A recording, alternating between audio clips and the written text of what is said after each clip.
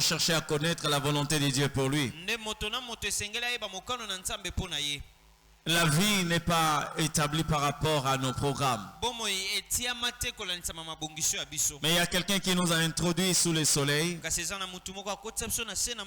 et qui a fixé ce que nous devons accomplir.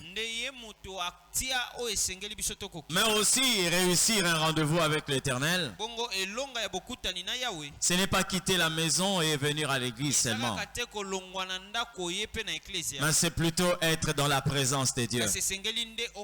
C'est-à-dire au-delà de notre présence en ces lieux, nous devons aussi trouver de place dans sa présence. Bien-aimés, nous sommes en train de parler de ces grands thèmes de cette année. Les dieux des possibilités illimitées.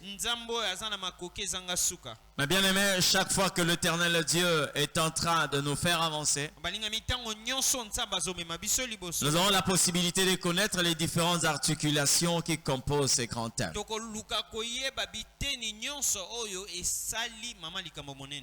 Je parlerai d'un autre thème aujourd'hui qui est le sous-thème de ce mois de janvier. Mais laissez-moi un peu parler de ces grands thèmes. Lorsqu'on parle du Dieu, lorsqu'on parle de Dieu, nous nous rendons compte que nous ne sommes pas en face de tout ce qui est humain. Là, c'est la divinité. Non, non, tout ce que nous accusons en tant qu'humains, c'est-à-dire manquement, faiblesse, lorsqu'on parle de Dieu, il ne s'agit pas de ce que l'homme est. Nous parlons d'un créateur. Bien aimé, on a comme l'impression que quand nous venons à l'église, ce qui nous suffit, c'est seulement d'entendre les mots Dieu et de prononcer Dieu. Non, mais il faut le connaître. Et la personne qui connaît Dieu, même son comportement est influencé par rapport à la connaissance de ce Dieu. C'est comme ça qu'on peut refuser certaines choses lorsqu'on sait qu'on est en relation avec Dieu. On peut dire non à certaines choses lorsqu'on se rend compte que c'est Dieu qui en est l'auteur. J'ai donné un exemple ici une fois. Bien aimé, si une personne élevée en dignité, en gloire, c'est quelqu'un qui gère des grands biens, qui par exemple vous fixe un rendez-vous, et que dans votre tête vous savez déjà que quand vous allez le rencontrer, vous allez certainement avoir des grandes opportunités. Parlons un peu sur le plan financier. Mais arrivé devant cet homme-là, il vous tend par exemple une enveloppe. Quand vous ouvrez à l'intérieur, il y a un billet de 10 000 francs. Quelle va être votre réaction? Vous allez voir que votre réaction va être disproportionnée par rapport à la connaissance que vous avez de la personne. Le même billet, si quelqu'un d'autre vous le donnait, qui n'est pas de ces trempes-là, vous allez dire merci.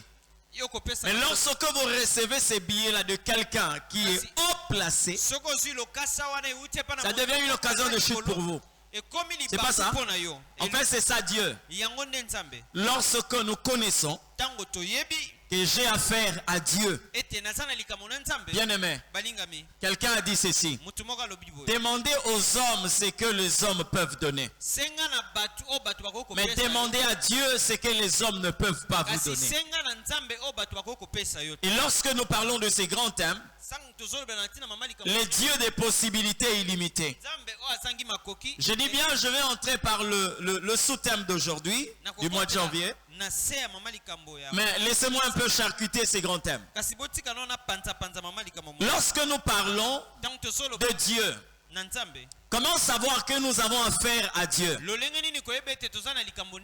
Lorsque vous marchez avec le Seigneur, vous n'allez jamais rencontrer le mot impossible. La seule garantie qui vous prouve que ça c'est Dieu. Je l'ai dit, je crois, une fois dans une de mes publications, comment savoir que vous êtes en relation avec le véritable Dieu? Vous n'entendrez jamais de sa bouche les mots impossibles. Alors c'est pourquoi une fois que nous marchons avec le Seigneur, pour nous montrer réellement qu'il s'agit de Dieu, il peut nous mettre sur une voie humainement impossible pour que sa divinité soit vue. Donc nous serons face à certaines situations, ou même quand il faut interroger l'intelligence humaine, l'homme est stérile par rapport à son intelligence. Mais là, Dieu fonctionne. Vous comprenez ce que je dis? Dieu fonctionne. Mais lorsque nous parlons de Dieu, ses possibilités sont illimitées. C'est-à-dire c'est un Dieu qui a la capacité d'opérer au-delà de ce que l'homme peut imaginer. C'est ça Dieu. Il opère au-delà. Alors plusieurs personnes sont en relation avec le nom de Dieu, mais ils ne sont pas en relation avec Dieu. Plusieurs personnes connaissent le nom de Dieu, mais ne connaissent pas Dieu. Et parmi les points qui rendent l'Église faible, parmi les points qui rend les hommes, pour ne pas parler de l'église, mais qui rend les hommes faibles, ceux qui sont à l'église, c'est là. Connaître quelqu'un de par son nom ne signifie pas le connaître profondément. Mais Dieu veut que nous puissions le connaître profondément. C'est comme ça que l'Éternel Dieu proclame la vie de ceux qui les connaissent profondément. Comment remarquer leur vie? Il dit voici les miracles qui accompagneront ceux qui auront cru en mon nom. Donc lorsqu'on est en relation avec Dieu, on divorce avec le naturel. Je dis bien on divorce avec le naturel. Je vais vous prendre un exemple très simple. Nous pouvons quitter au même endroit. Nous partons du même endroit. Par exemple de Bandal. Nous sortons d'une même salle. Arrivé à l'extérieur, toi tu utilises tes jambes. Moi je prends une moto. Nous devons arriver ici. Vous allez vous rendre compte que la personne qui a pris une moto et celui qui utilise ses propres jambes n'auront pas la même vitesse. Vous comprenez ce que je dis? C'est possible que celui qui a marché à pied arrive ici fatigué pendant ce temps que celui qui a quitté avec lui au même endroit arrive ici à moto, il est en pleine forme. Parce qu'il a utilisé un autre moyen qui est au-delà de ses forces. C'est ça Dieu. C'est ça Dieu. Alléluia. Lorsque nous parlons de ce thème, les dieux des possibilités illimitées.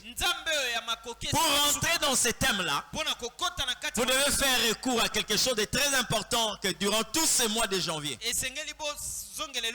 Nous parlerons de cela pour que ça ne soit pas une simple déclaration, mais que ça devienne toute une vie. La grâce. Amen. C'est le sous-thème que nous allons exploiter. La grâce. Nous avons entendu parler de la grâce.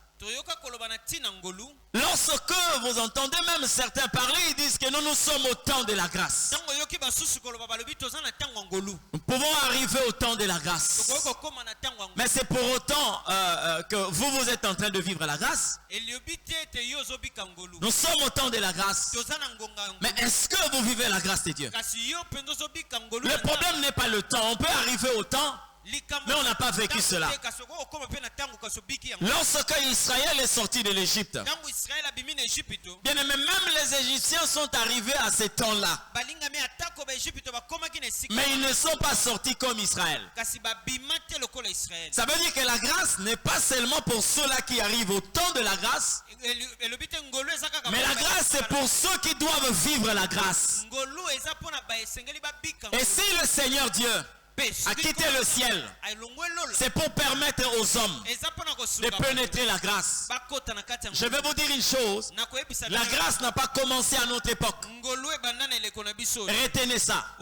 La grâce n'a pas commencé aussi au moment où Jésus est venu sur la terre, revêtu de cette chair. Non, non. La grâce remonte des temps. La grâce. 2 Corinthiens chapitre 12 verset 9, 8 à 9. 2 Corinthiens chapitre 12 verset 8 jusqu'au verset 9. Si tout le monde est là, nous allons lire la parole du Seigneur. 3 fois j'ai prié le Seigneur de l'éloigner de moi, et il m'a dit, ma grâce te suffit, car ma puissance s'accomplit dans la faiblesse. Je me glorifierai donc bien plus volontiers de mes faiblesses, afin que la puissance de Christ se repose sur moi. Quelqu'un dit Amen. Que Dieu nous bénisse. Ici, bien aimé, nous avons pris une portion de ce qu'a déclaré l'apôtre Paul. La Bible nous relate qu'il avait une écharde. Et vous voyez comment est-ce que Paul était en train de vivre la main puissante de Dieu dans sa propre vie, dans son ministère. Il est arrivé à un moment où Paul était dérangé par un esprit qui venait le souffler à l'oreille. Certainement pour lui dire que toi tu es en relation avec Dieu. Toi tu es serviteur de Dieu. Mais pourquoi tu laisses cette écharde te déranger? Pourquoi est-ce que tu laisses cette écharde te déranger aussi longtemps que tu sers un Dieu puissant? Alors bien aimé, Paul a commencé aussi à prier. Seigneur, enlève-moi cette écharpe. Enlève-moi cette écharpe. J'aimerais dire quelque chose par rapport à ce qui est en train de se passer dans la vie de Paul.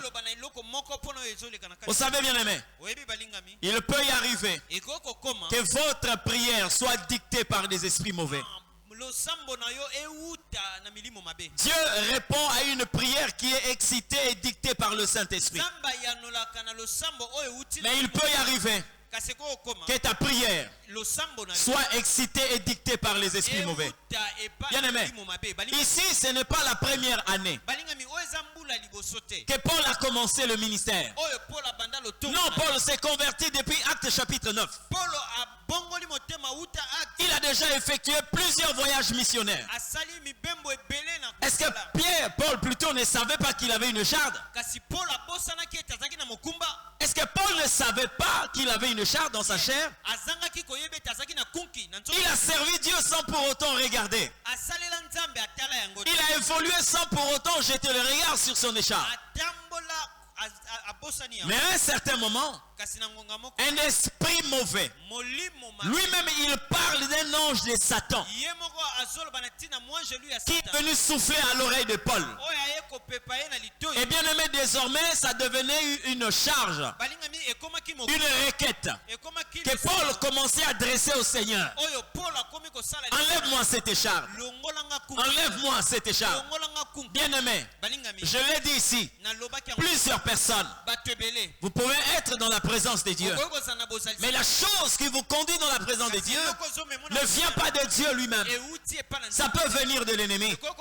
Combien de personnes aujourd'hui entrent en retraite? C'est parce qu'on a eu à faire une lecture sur la promotion ou la percée de quelqu'un. Et on a voulu que le Seigneur aussi le fasse dans notre vie. Ce n'est pas une bonne manière quelquefois d'évoluer avec le Seigneur. Ça peut être le produit d'une convoitise. Et quand quelquefois quelque chose émane de la convoitise, ça ne vient pas de Dieu. J'aimerais peut-être vous situer par rapport à ce que nous entendons, à ce que nous voyons. Vous entendez quelqu'un dire par exemple, tu m'avais promis le mariage. Voilà, tous ceux qui sont autour de moi sont en train de se marier. Et moi, je suis comme ça jusqu'à aujourd'hui. Dites-moi un peu. Une telle requête devant Dieu n'a pas d'importance. Parce que quand vous essayez d'analyser cela, la personne ne recourt pas à la parole du Seigneur. Mais il est en train ou elle est en train de regarder ceux qui sont autour d'elle. Et il n'y a que la convoitise ou la jalousie qui peut pousser une telle personne à demander à l'Éternel de faire ce qu'il a fait dans la vie d'autres personnes. Autour d'Adam, il y avait aussi des êtres comme lui qui avaient leurs femmes. Il y avait chaque animal en mâle et femelle. Mais Adam n'a jamais dit au Seigneur, est-ce que tu ne vois pas que ceux qui sont autour de moi sont en couple? Il est resté tranquille jusqu'à ce que le Seigneur lui-même a constaté qu'il n'était pas bon que l'homme soit seul. Et je lui ferai une aide semblable. Alléluia. Donc il y a des personnes aujourd'hui, quelquefois le socle de votre prière n'a rien à voir avec Dieu. Mais bien aimé, est-ce que le Saint-Esprit ne peut pas nous communiquer aussi des requêtes de manière à ce que nous puissions nous présenter devant Dieu? Si. Il le fait au temps marqué par le Seigneur. Lorsque le temps arrive, lui qui sonde les profondeurs de Dieu, il vient nous faire savoir que le temps est arrivé. Il commence à faire monter dans notre cœur un désir. Et c'est comme ça qu'il nous présente devant Dieu et nous intercédons au temps voulu par l'Éternel Dieu. Mais le diable fait le contraire. Le diable est celui qui va chercher à t'amener sur la montagne 3 ans et demi avant, aussi longtemps que Dieu a réservé la montagne 3 ans et demi après. Parce qu'il était établi que Jésus allait être élevé sur une montagne 3 ans et demi après son ministère. Mais qu'est-ce que le diable fait? Il amène Jésus sur une montagne 3 ans et demi avant son ministère. Jésus dans le désert, il le transporte sur une haute montagne. Vous comprenez ce qu'il dit? Et il lui montre tout le royaume de la terre et leur économie. Il dit au Seigneur, si tu te prosternes devant moi, je te donnerai tout ceci parce que cette économie m'a été donnée. Jésus lui dit, retire-toi de moi. Mais vous allez voir, 3 ans et demi après, Jésus va être conduit sur une montagne. Là où il ne va pas se prosterner devant le diable, mais il va faire prosterner le diable devant lui. Donc, il y a des choses qui peuvent arriver de manière à ce que tu puisses contredire même la volonté de Dieu. C'est comme ça lorsque tu entends une voix, tu dois être capable de discerner la voix. Le problème n'est pas d'écouter, mais le problème c'est de comprendre cette voix. Alléluia. Lorsqu'on parle ici, Paul, c'est un ange de Satan qui lui parle. Un ange de Satan qui lui parle. Regarde, tu as une écharpe. Et Paul rentre dans la présence de Dieu. Il prie, Seigneur, ôte cette écharpe de moi. Dieu lui répond, ma grâce te suffit. Alléluia. J'aimerais parler sur la suffisance de la grâce. La grâce est une matière complète. Dieu n'a pas envoyé la moitié de sa grâce. Mais Dieu a envoyé sa grâce dans toute sa totalité. Et celui qui reçoit la grâce te suffit. La grâce est la source des miracles. C'est comme ça que vous allez voir, quand le Christ, Jésus est venu dans ce monde, amené comme un fœtus, on a parlé de la grâce. Bien aimé, c'est comme ça que vous devez normalement changer votre vocabulaire. Lorsque vous parlez de la grâce, vous devez connaître la vraie définition de la grâce. On entend quelquefois des personnes dire que voilà, j'étais quelque part, le transport était tellement difficile, le ciel s'était déjà assombri, je ne savais pas quoi faire. Mais pendant que j'ai dit Seigneur, mais est-ce que je vais rester ici, je se mets cette pluie, la maison là-bas, je vois une voiture devant moi et j'étais la première personne à me jeter à l'intérieur. Bien aimé, ça c'est une grâce de Dieu. Frère, parle de la chance. Ne parle pas de la grâce de Dieu. La grâce c'est autre chose. La grâce c'est autre chose. Alléluia. Parle d'une chance. Mais la grâce c'est autre chose. C'est pourquoi je vais t'inviter. Pendant tout ce temps, nous parlerons de la grâce qui est la source d'une dimension de miracle avec le Seigneur. La grâce qui est une dimension qui nous conduit aux possibilités illimitées d'un Dieu créateur. L'ange est venu voir Marie. Selon le calcul des hommes, un principe établi par Dieu lui-même, pour qu'une femme puisse concevoir, elle doit être avec un homme. Ça c'est le principe. C'était une loi établie, une loi humaine. Dieu l'a établie. Mais quand la grâce veut se manifester, Dieu vient vers Marie. Il ne peut pas passer par une loi humaine établie. Dieu dit à Marie, tu deviendras enceinte. Marie, sachant qu'il y a une loi établie, pour qu'une femme soit enceinte, elle doit être avec un mari. Mais Marie le sait très bien. Nous ne sommes pas à l'époque où voilà, on peut passer par la fenêtre et entrer dans un foyer. Il faut le mariage. Marie sait qu'elle est encore fiancée. Donc en tant que fiancée, on ne peut pas s'unir. Jamais. Marie dit à l'ange, je ne connais point d'homme. Je ne connais point d'homme. Comment cela va se faire? L'ange lui fait savoir ce qui va se faire parce que tu as trouvé grâce aux yeux du Seigneur. Tu as trouvé grâce aux yeux du Seigneur. C'est là où j'aime quelquefois parler à ceux-là qui prennent Marie comme une source de grâce. L'ange dit clairement à Marie, je te salue toi à qui une grâce a été faite.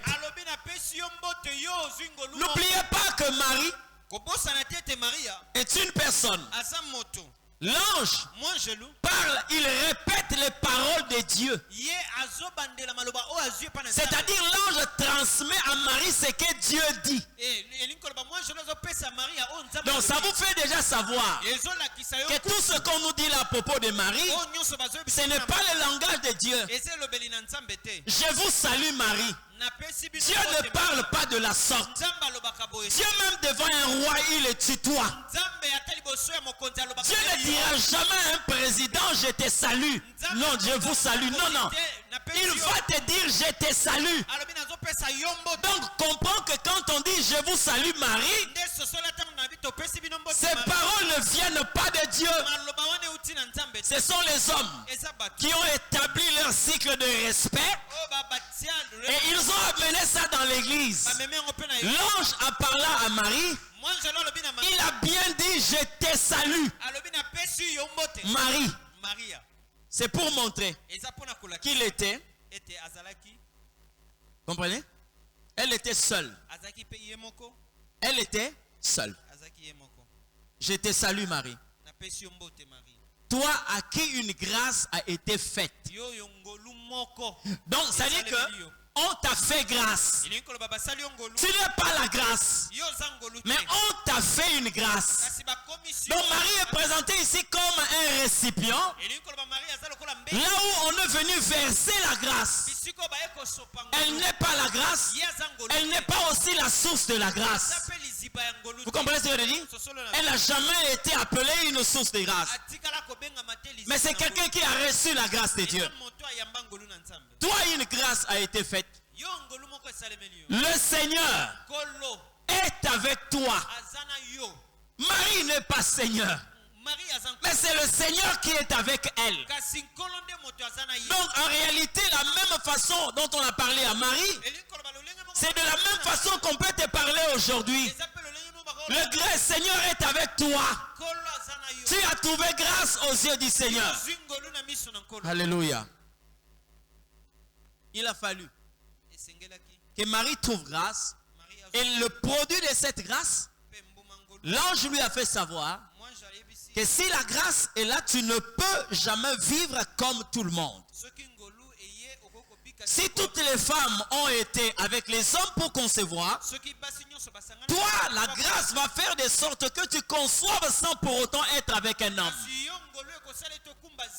Ça veut dire que la loi est une autre vie et la grâce est une autre vie. Donc lorsqu'on parle de la grâce, vous devez comprendre ce que c'est la grâce. Dis après moi, Seigneur, je veux vivre ta grâce. Moi aussi, je veux vivre la grâce de Dieu. Oui. Lorsque Dieu est en train de parler à Marie, il dit, toi qui une grâce a été faite, tu deviendras enceinte et tu enfanteras. Je ne connais point d'homme. Comment cela va se faire? Il dit, l'ombre du Saint-Esprit te couvrira. Oh, écoute-moi très bien. Lorsqu'on parle de l'ombre, l'ombre du Saint-Esprit te couvrira et tu deviendras enceinte. Bien aimé, aucun scientifique ne peut expliquer ça. C'est pourquoi lorsque Dieu t'amène par le chemin de la grâce, ça ne trouve pas une explication scientifique. Ça ne trouve pas d'explication scientifique. C'est comme ça qu'on parle de miracles. Pas d'explication scientifique. Comment cela va se faire? Je ne sais pas. Mais ce qui est sûr, c'est que ça va se faire. Comment cela va s'accomplir? Je ne maîtrise pas. Mais ce que je sais, c'est que Dieu l'a déclaré, ça va se faire. C'est comme ça que toute personne qui reçoit une promesse de Dieu n'oublie jamais. Le seul véhicule que Dieu emprunte, c'est sa grâce. Et quand tu veux prendre le chemin des hommes, tu passeras à côté de la promesse du Seigneur. Alléluia. Tu vas passer à côté. Je dis que la grâce n'a pas commencé avec nous. La première personne qui a entendu parler de la grâce s'appelle Noé. D'une manière claire, c'est Noé. La Bible est en train de dire ceci. L'Éternel a regretté le fait qu'il y avait tellement de méchanceté sur la terre. Il s'est repenti d'avoir créé l'homme. Et Dieu a pris une ferme résolution de mettre terme à toute sa créature. Mais la Bible dit, Noé trouva grâce aux yeux du Seigneur. Ça veut dire que Noé n'a pas mérité. Mais il avait trouvé grâce. Parce que la grâce, par sa définition, c'est une faveur imméritée. C'est comme ça que lorsque vous êtes devant certains défis, quand tu regardes à ta nature, tu vas te rendre compte que tu ne peux pas accomplir cela. Tu ne peux pas être choisi. Mais lorsque tu fais recours à ta grâce, à sa grâce, bien aimé, tu seras sélectionné. Lorsque tu regardes à sa grâce, tu pourras être choisi. Écoutez-moi bien. Il y a un homme, Abraham, lorsque l'Éternel lui a fait savoir que je suis en train de partir pour détruire Sodome et Gomorrhe, Abraham a commencé à intercéder. Seigneur, s'il y a 50 justes. Dieu lui dit non, non. S'il y a 50 justes, je ne détruirai pas ce pays. Abraham descend. 30. Non. Jusqu'à 10. Non. Bien aimé. Donc Abraham se rend compte réellement, ce pays est bourré de méchants. Mais Abraham savait qu'il avait un neveu à Sodome et Gomorrhe. Dans sa maison, il n'y avait que 4 personnes. Lot, sa femme et ses 2 filles. Mais Abraham n'a pas intercédé pour 4 personnes. Il pouvait se référer à Lot et dire, Seigneur, s'il y a 4. Mais je vous assure, même s'il parlait des 4, Dieu allait lui dire, s'il y en avait 4, je ne détruirais pas. Parce que l'histoire a prouvé que la femme de Lot n'était pas obéissante à l'égard de l'Éternel. Vous comprenez ce que je dis? Même s'il pouvait descendre à 3, dire peut-être que Lot et ses 2 filles, j'ai pari ma tête, que Dieu allait lui dire, je n'ai même pas trouvé 3 justes. Parce que l'histoire a confirmé que les 2 filles de Lot n'étaient pas aussi obéissantes. Parce qu'elles ont eu à enivrer leur père et sortir avec leur père. Même s'ils pouvaient parler d'un Lot, je crois que Dieu allait lui dire, je n'ai pas vu quelqu'un. Vous savez pourquoi? Parce que quand vous regardez la vie de Lot, vous allez vous rendre compte que Lot vivait déjà au milieu d'un peuple méchant. Il a trouvé bon de vivre avec ces gens. Ce n'était pas la première année. Lot est arrivé à Sodome et Gomorrhe. Il est demeuré, il est resté là. Il a vu la méchanceté de ces hommes. Mais il n'a pas voulu quitter cet endroit. Vous comprenez ce que je dis? Parce que certainement, il se disait que l'endroit était bon. Mais pourtant, l'Éternel avait déjà ôté ses yeux sur Sodome et Gomorrhe. Mais l'autre continue à vivre là. Mais bien aimé, il y avait une seule requête qu'Abraham pouvait faire, qui pouvait apaiser le Seigneur. Vous savez quoi? Lorsqu'il devait faire recours à la grâce de Dieu. Seigneur, si tu n'as pas trouvé 10 personnes, si tu n'as pas trouvé 5 personnes, mais regarde dans ta grâce. L'Éternel allait lui dire, dans la grâce j'ai vu quelqu'un. Dans la grâce j'ai vu quelqu'un. Parce que la grâce n'est pas seulement une période, mais la grâce est une personne. Jésus est la grâce personnifiée. C'est par lui. Alléluia. C'est par lui. C'est comme ça que vous allez voir. Lorsqu'on parle de l'arc-en-ciel, ça n'a rien à voir avec ce que nous voyons sur la terre. Oh, dans les ciels, vous voyez, l'Éternel a dit ceci. Quand il a détruit les eaux, et plutôt quand il a détruit le monde par les eaux du déluge, il dit à Noé, je ne détruirai plus le monde par les eaux. Je placerai l'arc dans les nuées. Et à chaque instant que ma colère voudra se déclencher sur les hommes, lorsque l'arc plutôt, dès que l'arc-en-ciel apparaîtra, je vais me souvenir de cette alliance et je veux m'apaiser. Écoute-moi très bien. L'arc-en-ciel, en réalité, ne parle pas de ce que vous êtes en train de voir lorsqu'il y a pluie. Mais j'aimerais aussi dire à quelqu'un, les hommes ne comprennent pas. Bien aimé, à chaque instant qu'il y a une menace et que vous voyez l'arc apparaître, nous devons avoir une autre lecture. Parce que l'arc apparaît quand?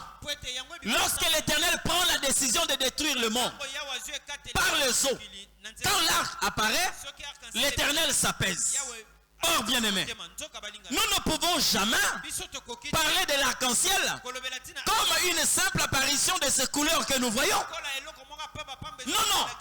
Parce que voyons la mission de l'arc-en-ciel. L'arc-en-ciel joue le rôle d'un intercesseur. Or, l'intercesseur ne doit pas être ce que nous voyons là. La Bible est en train de dire ceci. Il y a quelqu'un qui est assis à la droite de Dieu. Il intercède pour nous. Alléluia. Vous verrez le rôle de l'arc-en-ciel lorsque l'on parle de ces vignerons. Le maître de la vigne vient. Il veut couper l'arbre. Mais il dit non, Seigneur. Laisse. Je vais creuser tout autour. Je mettrai du fumier. Peut-être que l'année prochaine, cet arbre donnera des fruits. Cet homme-là, c'est un intercesseur. C'est le rôle et la mission qu'a l'arc-en-ciel. Ça ne veut rien montrer que c'est une simple apparition. Non, non. Ça représente le ministère d'une personne. Jésus-Christ est le véritable intercesseur. C'est lui qui a dit: tu n'as voulu ni sacrifice, ni holocauste, mais tu m'as formé un corps pour que je fasse ta volonté. Bien aimé dans le Seigneur, même lorsque vous regardez l'arc-en-ciel, je vous assure que ça parle du ministère de Jésus-Christ à l'égard des hommes. Parce qu'il est le seul qui peut apaiser la colère de Dieu. Il est le seul qui apaise la colère du Père. À chaque instant que l'Éternel Dieu, le Père s'élève, il lui montre les meurtrissures. C'est à cause de ces gens que je suis mort à la croix. Et la colère de Dieu s'apaise. Mais quand nous considérons même les couleurs de l'arc-en-ciel, nous nous rendons compte, bien aimés, même s'il peut y avoir des gens qui ont navigué dans ces services, mais le parfait demeure le Christ. Vous trouvez là la couleur bleue qui parle des choses qui ont une origine céleste. Or, nous savons qu'il y a quelqu'un qu'on appelait le Fils du Très-Haut. C'est-à-dire, même s'il y a eu des gens qui étaient hauts, mais il y a quelqu'un qui est haut placé. Et pour montrer que réellement la véritable couleur bleue de l'arc-en-ciel parle de Jésus, Dieu n'a pas élevé le Christ, mais il l'a souverainement élevé. Jésus n'est pas élevé, mais il est souverainement élevé. Ça veut dire que parmi tous ceux qui sont élevés, Jésus est élevé au-dessus de tous. C'est-à-dire la véritable couleur bleue de l'arc-en-ciel parle de Jésus. Lorsque nous parlons de la couleur jaune, elle parle de la gloire. Mais bien aimé, qui incarne la gloire de Dieu? Qui incarne la gloire de Dieu? Ce n'est pas un pouvoir en tant que président de la République. Ce n'est pas un poste en tant que sénateur. Ce n'est pas un poste en tant que roi de ce monde. Mais la Bible nous révèle, c'est lui qui a la gloire qui dépasse toutes les gloires. Sur sa cuisse, lorsque Jean l'a vu, il est écrit roi des rois, seigneur des seigneurs. Donc sa gloire est une gloire qui est élevée au-dessus de toute gloire. C'est pourquoi tout genou, même de ceux qui sont dans la gloire, s'agenouillent devant lui. Si les frères de Joseph, qui étaient des étoiles, se sont prosternés devant l'étoile qui est Joseph, Joseph lui-même se prosterne devant la plus grande étoile. C'est la personne de Jésus-Christ. Alléluia. L'étoile du matin, le soleil levant. Si nous parlons de la couleur violette, qui parle de la souffrance, là je parle de l'arc-en-ciel. Il n'y a pas quelqu'un qui a eu à souffrir comme Jésus. Il n'y a qu'une seule personne. Un jour j'étais en train de méditer. J'ai entendu une voix qui m'a dit, j'ai dit mais Seigneur, pourquoi toutes ces tracasseries? Quelquefois quand il y a des problèmes ici, fais ceci, fais cela, fais ceci, fais cela. Je me voyais tellement encombré par des charges. Et j'ai entendu une voix qui me dit, est-ce que tu ne sais pas que le nom de Amos signifie porteur de fardeau? Le nom d'Amos signifie porteur de fardeau. Mais cette voix voulait me consoler. Ça veut dire que même si l'Éternel me faisait porter n'importe quel fardeau, je dois dire Amen. Mais quelqu'un m'a fait savoir. Mais si tu te lamentes, parce que tu t'es rendu compte que tu n'as pas été fait pour la douleur, mais il y a quelqu'un qu'on appelait homme de douleur et habitué à la souffrance. J'ai dit au Seigneur, il y a quelqu'un qui est habitué à la souffrance. Moi, si tu me fais souffrir aujourd'hui, je vais crier. Mais lui, si tu le fais souffrir, la Bible dit, il est allé comme une brebis muette. Il n'a pas ouvert sa bouche. Il a été représenté par le bélier. Au temps d'Abraham. Bien aimé, la Bible n'a pas dit qu'Abraham a entendu un bélier crier. Dieu lui a dit, lève tes yeux et regarde derrière. Mais or, ce bélier-là était retenu par des cornes d'une manière normale. Si c'était un bélier ordinaire, on allait le savoir par des cris qu'il poussait. Parce que quand un bélier est retenu, il va commencer à pousser ses bêlements. Mais il est resté tranquille. Il est resté calme. Parce qu'il est l'homme de douleur habitué à la souffrance. L'homme de douleur à la croix. Il y a quelqu'un qui avait bon cœur. Pendant que Jésus est en train de souffrir, la Bible dit qu'il a pris une éponge. Il a plongé dans un liquide. Il y avait le vinaigre mélangé au fioul. Ce procédé-là, ce mélange-là, agissait comme l'anesthésie. C'est-à-dire la personne qui a donné à Jésus ce liquide-là, ne voulait pas l'humilier. Ne l'avait pas fait de manière à le faire souffrir. Il a lu la douleur de Christ. Et il a pris cette éponge. Il a pris ce liquide-là, le vinaigre mélangé au fioul. Il a pris un bâton et il a donné au Seigneur, de manière à ce que quand il va prendre ce liquide, il ne va plus sentir la douleur, mais il va rester là sur la croix. C'est comme de l'anesthésie qui va commencer à les tranquilliser. Mais la Bible dit, quand Jésus goûta, il refusa. Pourquoi? Parce que là, la croix, la Bible dit, il a porté nos souffrances. Il s'est chargé de nos douleurs. Le châtiment qui nous donne la paix est tombé sur Jésus. Il ne voulait pas être anesthésié. Il acceptait la douleur pour que toi tu sois apaisé. La véritable couleur violette, c'est le Créateur lui-même. Lorsque je parle de la couleur rouge je parle du sacrifice. Depuis l'époque d'Adam, Dieu lui-même a commencé à faire des sacrifices. Lorsque Adam a constaté qu'il était nu, Dieu a tué un animal. Il a versé le sang et il a pris la peau. Il a couvert la nudité d'Adam et de Ève. Depuis Adam jusqu'à Jean-Baptiste, il y a eu plusieurs personnes qui ont fait des sacrifices. Salomon a fait le plus grand nombre de sacrifices. Mais la Bible dit, Dieu n'a voulu ni sacrifice ni holocauste. Vous savez pourquoi? Parce que tous ces sacrifices, depuis Adam jusqu'à Jean-Baptiste, leur sang était là pour couvrir le péché. Mais lorsque le véritable sacrifice est arrivé, Jean a dit ceci: voici l'agneau de Dieu qui ôte le péché du monde, qui ôte le péché du monde, qui ôte le péché. Son sang ne couvre pas le péché, mais son sang ôte le péché du monde.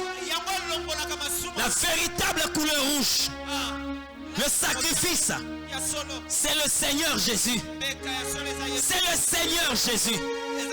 Veux-tu que je te parle de la couleur verte? Ça parle de l'abondance. Écoute-moi très bien. Il n'y a qu'une seule personne qui nous a menés au repos dans l'abondance de Dieu. Oui. Écoutez-moi très bien. La Bible est en train de dire ceci. L'homme a été créé le 6e jour. Mais il y a quelqu'un qui a formé l'homme pour le 7e jour. Parce que la Bible dit que le 7e jour c'était le repos de Dieu. Mais quand lui est venu, il a déclaré ceci: venez à moi, vous tous, hommes du 6e jour, je vous conduirai au 7e jour. Vous saurez le repos de Dieu. L'homme du 7e jour, c'est lui qui forme l'homme du 7e jour chez Jésus. La véritable abondance ne peut parler que de Jésus-Christ. C'est comme ça que David, quand il parle de lui, je sais le jour de la multiplication de pain. Jésus a dit à ses disciples: faites-les asseoir sur l'herbe verte. Faites-les asseoir sur l'herbe verte. Mais bien aimé, l'herbe verte, là où étaient assis les Juifs qui mangeaient, tout le peuple qui suivait Jésus, qui était en train de manger, ils étaient assis sur l'herbe verte. Mais David marque la différence entre l'herbe verte où étaient assis les Juifs qui suivaient Jésus et les herbes vertes où sont assis les brebis du Seigneur. Il dit: l'Éternel est mon berger. Il me conduit vers le vert pâturage.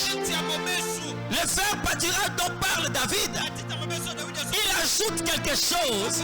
Lorsque nous sommes au contact de ce vert pâturage, ce vert pâturage restaure notre âme. Ça, il n'y a que Jésus qui peut faire ça. La véritable couleur rouge de l'arc-en-ciel, la vert, la véritable couleur verte de l'arc-en-ciel, c'est le Christ. Je parle de quoi? De l'orange de l'espérance. Oui, pourquoi? Parce que la Bible est en train de parler que l'espérance dans ce monde, ce n'est pas voir un parent président de la République, ce n'est pas voir une mère qui est reine, mais Christ en nous, l'espérance de la gloire. L'espérance de la gloire. La véritable couleur violette. Qu'est-ce que je dis? La couleur orange, c'est Jésus-Christ. L'arc-en-ciel parle du ministère de Jésus-Christ.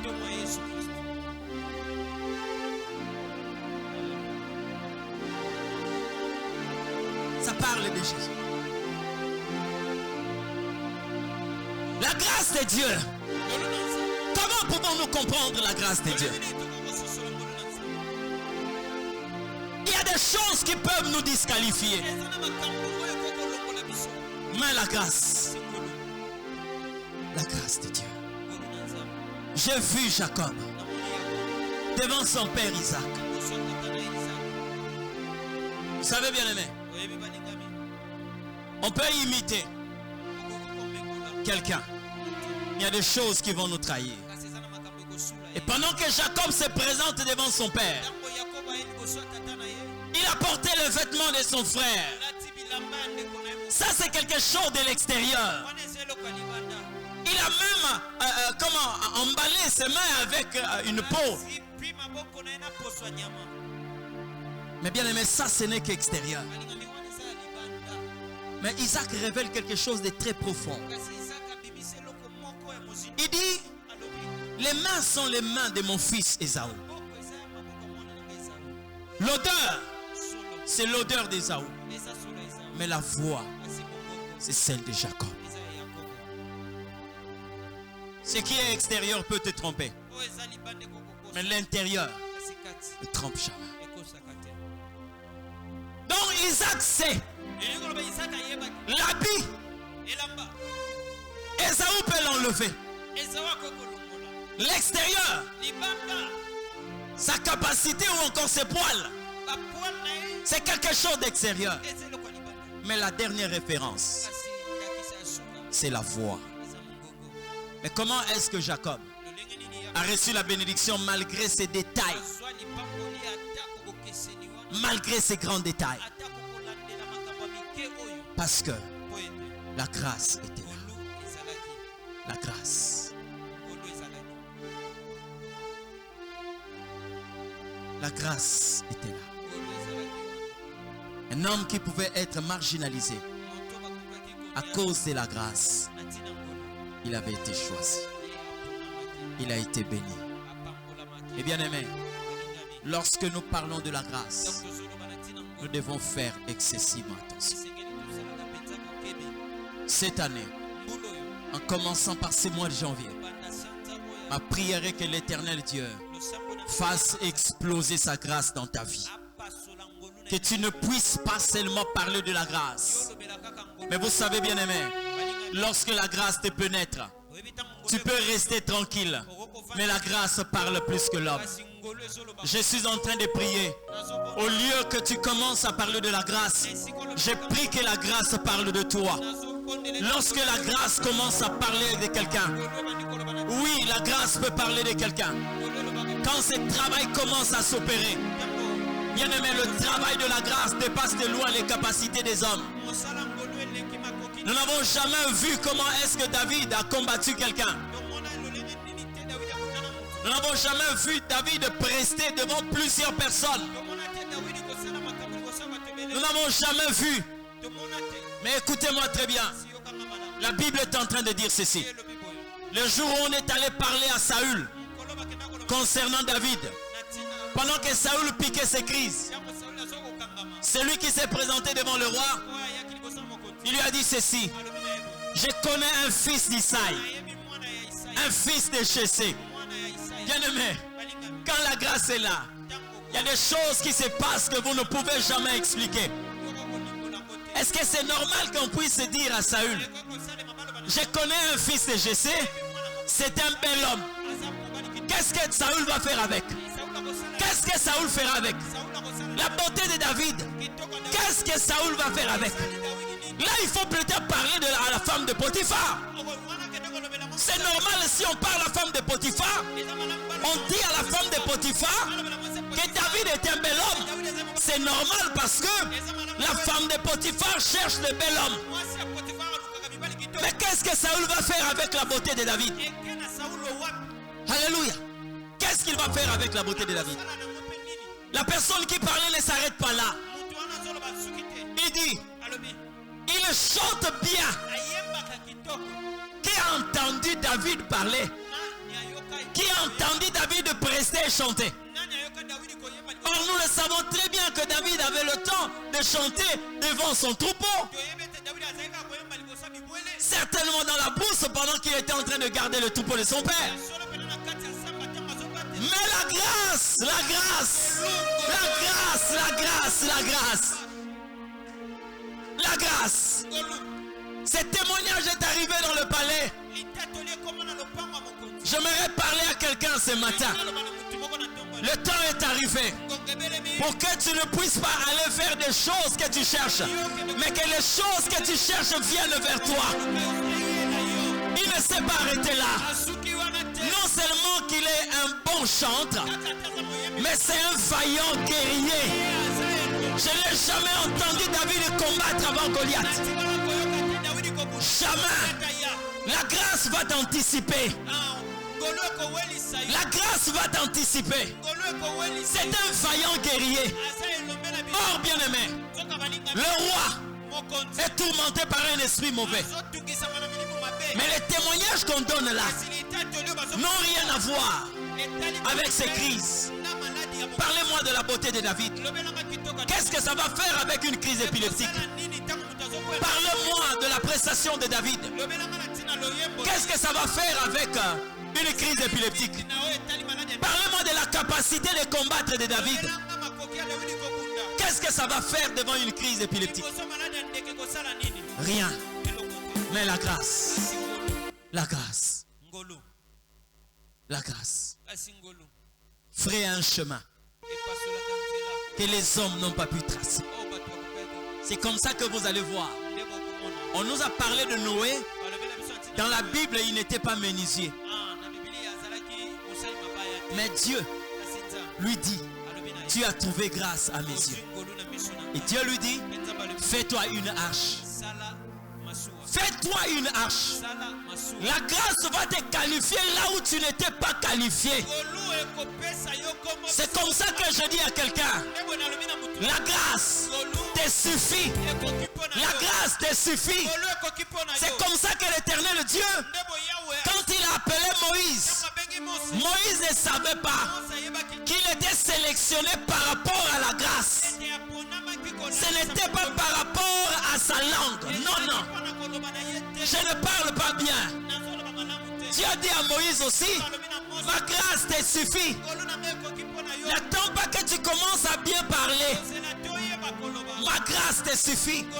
Et c'est par la grâce de Dieu. Un homme bègue qui n'était pas un bon parleur, mais à cette époque, il est présenté comme le plus grand diplomate de cette époque. Moïse. Mais avec quoi? Qui peut admettre que quelqu'un parle avec son bâton? Qui peut admettre que quelqu'un parle avec le bâton? Qui? Personne. Humainement parlant, non. Mais divinement parlant, la grâce est là. Dieu dit à Paul, ma grâce te suffit. Ma grâce te suffit. Tu n'as pas besoin d'une autre chose. Bien-aimé dans le Seigneur, la grâce de Dieu, elle est suffisante.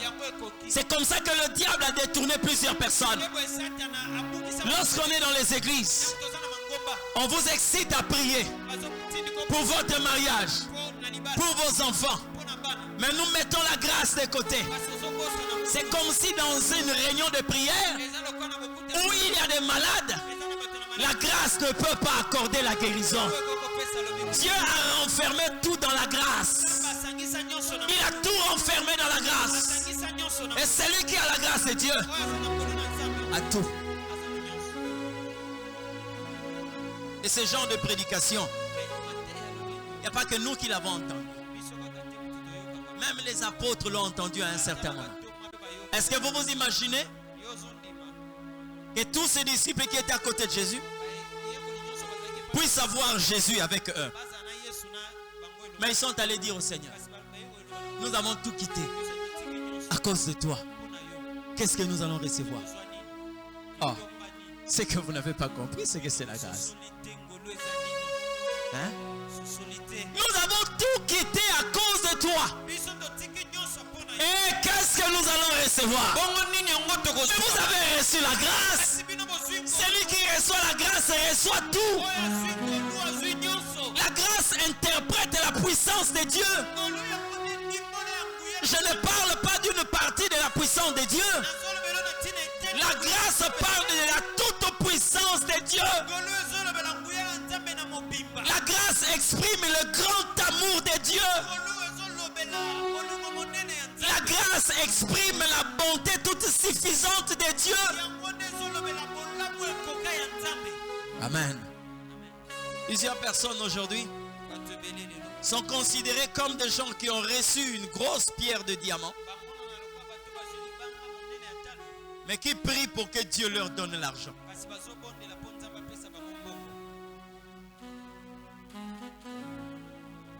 Vous avez reçu une grosse pierre au moins de 3000 et quelques carats. Vous êtes en train de prier que l'Éternel vous donne l'argent pour payer le transport. C'est parce que vous n'avez pas connu ce que vous avez reçu. Vous comprenez ce que je dis? Il faut que cette vie-là s'arrête. En vous accordant la grâce, Dieu vous a tout donné, sauf rien. Alors maintenant, le travail de l'ennemi, c'est de vouloir réduire la grâce de Dieu.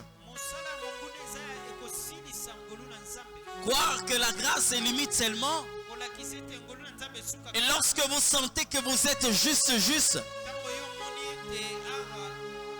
vous faites des calculs, vous vous rendez compte que non, je vais préparer ici, mais il me manque, je ne sais pas, de l'huile, il me manque de quoi. Et vous voyez quelqu'un qui surgit pour vous dire que voilà, j'ai un peu d'huile chez moi à la maison.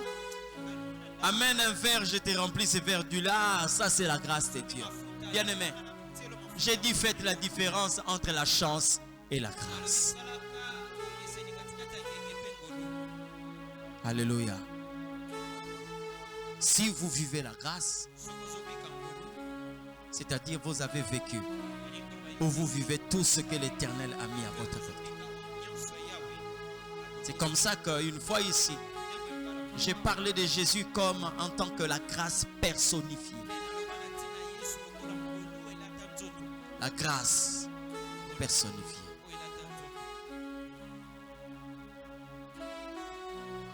Fais-toi une arche avec les bois de gopher. Et tu prendras ce bois, tu formeras une arche et tu vas l'induire de bitume, de goudron. Ça ne vous dit rien? Même la manière dont l'arche a été construite, Dieu n'a jamais demandé qu'on puisse mettre le goudron à l'intérieur. Mais il a demandé qu'on puisse induire le goudron à l'extérieur. Mais à l'intérieur, le bois était correct. Le bois était bois. Est-ce que vous n'avez jamais entendu que le Christ est revêtu de notre péché?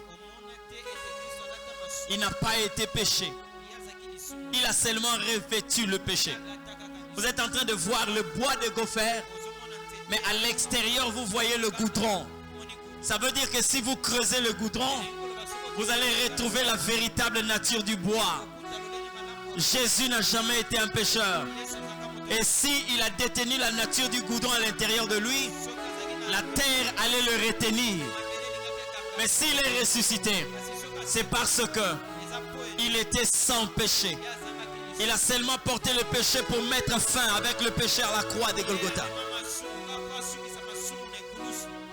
La grâce de Dieu. La grâce met fin à un cycle et débute un autre cycle. C'est comme ça que vous allez voir. Le monde n'a pas permis que Marie soit appelée mère. Mais l'Éternel Dieu a fait entrer Marie dans le processus d'une mère. La loi a changé. Le principe a changé. La loi te donne une identité et la grâce te donne une autre identité.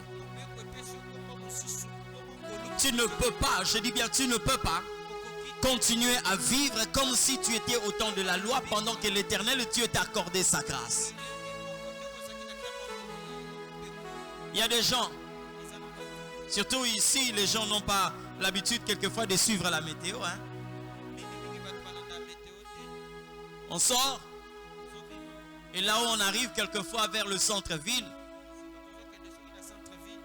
Et quand on rentre à la maison, on est tout trempé.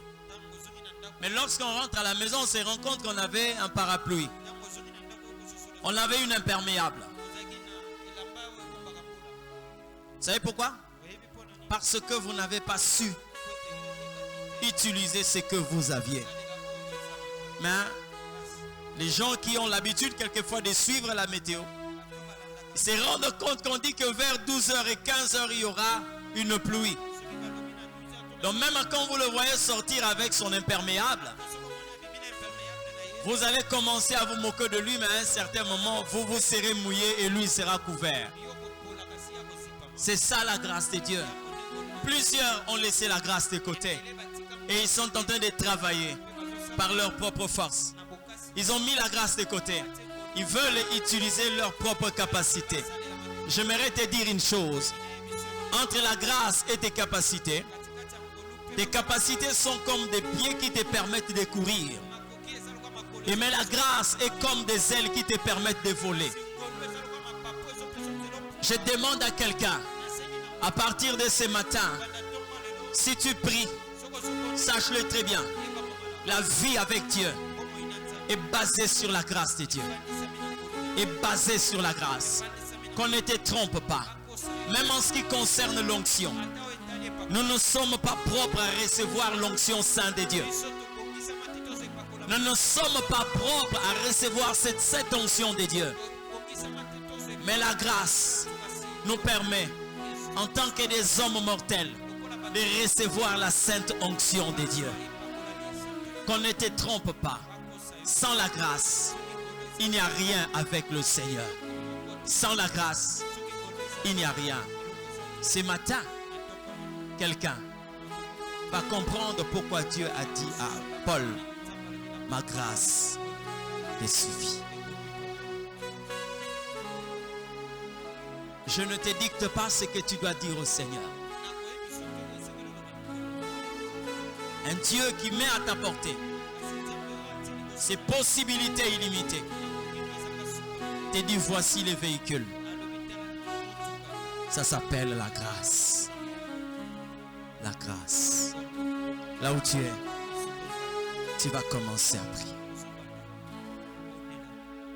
Je ne sais pas comment as-tu entendu ces paroles. Ce matin, la grâce de Dieu. Jésus. La grâce de Dieu. Elle te suffit. Elle est suffisante.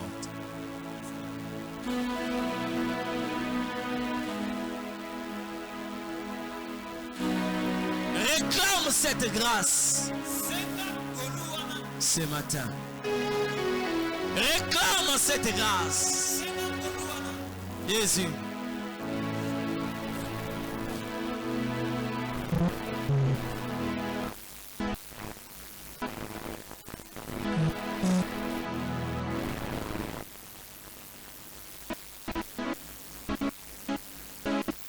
Réclame la grâce de Dieu.